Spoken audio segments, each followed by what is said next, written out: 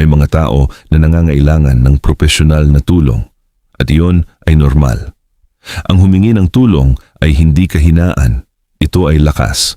Pero ang sinasabi ng Biblia ay ito: kahit anong therapy ang gawin mo, kahit anong gamot ang inumin mo, kung wala kang pundasyon ng pananampalataya sa Diyos, mabibigyan ka lang ng pansamantalang kaginhawahan. Ang tunay at pangmatagalang kapayapaan ng isip nagsisimula sa Diyos, tulad ng sinasabi sa Hebreo 4:16. Lumapit tayo ng may katapangan sa trono ng biyaya upang makamit natin ang habag at makasumpong ng biyaya para sa tulong sa ating pangangailangan. May trono ng biyaya na naghihintay sa atin. Kailangan lang nating lumapit. Kaya mga kababayan, kung kayo ngayon ay nasa gitna ng depresyon o kilala kayo ng isang taong nagdurusa, ibahagi ninyo ang mensaheng ito.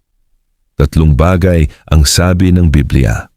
Una, ilagay mo sa Diyos ang iyong mga alalahanin. 1 Pedro 5:7. Pangalawa, manalangin ng may pasasalamat. Filipos 4:6. Ikatlo, lumapit ng buong tapang sa ikatlo. Lumapit ng buong tapang sa Diyos. Hebreo 4:16. Ang Diyos ay hindi malayo.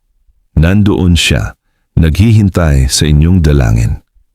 Kung natutunan kayo ng kahit isang bagay mula sa video na ito, i-like po at i-subscribe para hindi kayo makaligtaan ng mga susunod na video. At sa comments, ibahagi ninyo paano kayo nakakaharap ng mga pagsubok sa buhay.